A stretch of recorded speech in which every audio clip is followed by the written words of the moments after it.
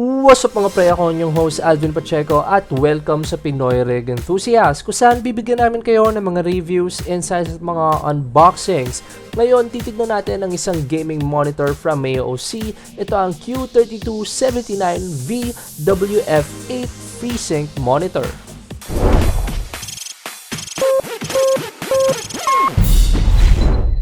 Ang AOC Q3279VWF8 ay isang 1440p 32-inch VA panel monitor na may max refresh rate na 60Hz at overclockable naman up to 75Hz. May minimum response time naman ito na 5 millisecond GTG at FreeSync ready na rin ito. Sa front, may kita natin ang VA panel na may half-inch bezel at ang AOC logo. Sa lower right ng panel, meron tayong navigation buttons. Isa dito ang gaming mode kung saan merong iba-ibang presets katulad ng FPS, RTS, racing at iba pa. Sa likod naman, may kita natin na plain white ito na may AOC logo at silver na metal stand. Sa likod din, may kita natin ang dalawang exhaust nito. Sa I/O naman, meron itong power port, DVI port, HDMI port, display port, VGA port at ang audio port. Sa dimensions, meron itong 28.7 inches sa width at 21 inches sa height. Pwede nyo i-tilt ang monitor na ito up or down, pero di nyo siya pwede i-swivel or i-rotate. Sa assembly, nakaseparate lang ang parts nito sa dalawang piraso, which is ang base plate at ang monitor. Ang kailangan nyo lang ay isang screwdriver para makabit ang dalawang parts na iyon. Pumunta na tayo sa kasamang items pag binili nyo itong product na ito. Meron itong HDMI cable, DisplayPort cable, DVI cable, VGA cable, power cable, at ang warranty brochure at CD driver nito. Bago natin i-test ang monitor na ito, ang SRP ng AOC Q3279VWF8 ay 23,500 pesos. Ngayon sa pag-test ng monitor na ito, gamit ang bars and tones, makikita natin na ang blacks niya ay wala masyadong light bleed at may decent color and contrast naman ang monitor na ito. Dahil yan sa kanyang wide gamut range. Pagdating naman sa gaming, nag-try kami ng mga FPS games tulad ng CSGO, Rainbow Six Siege, Left 4 Dead 2 at isang general third-person game which is ang Resident Evil HD Remastered. Sa experience namin, smooth naman siya sa gaming at sobrang crisp ng colors. Pwede pa kayo mamili sa mga gaming modes nito depende sa nilalaro nyong game. Pagdating naman sa movies, okay din ang monitor na ito.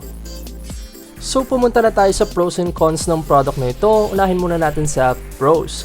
Unang pro natin is ang kanyang price. Para sa 23,500 pesos SRP, ito na ang pinakamurang 32-inch 2K monitor with FreeSync na nakita ko sa market. Kung may iba kayong alam na model or brand na same nito, huwag kayong mahiyang mag-comment sa comment section. Pangalawa naman ay ang kanyang aesthetics. Kung kayo ay gumagawa ng white theme build, saktong-sakto ang monitor na ito. Di lang yan, manipis din ang kanyang panel at di siya masyadong bulky, kaya mas malaking space ang masisave nyo sa desk nyo. Pangatlo naman ay ang kanyang color and contrast. Para sa isang gaming monitor, okay ang color ng monitor na ito kahit isa tong VA panel.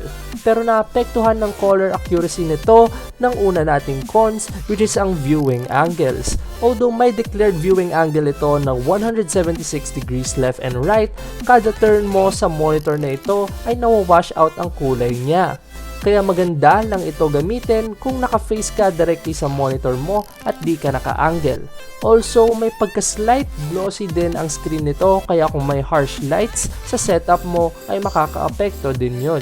Pangalawang cons ko naman sa product na ito ay ang kanyang adjustments. Katulad ng sinabi ko kanina ay di nyo masaswivel or rotate ang monitor na ito. Kaya kung may plano kayong mag-multi-monitor ay limited lang ang choices na magagawa nyo dito.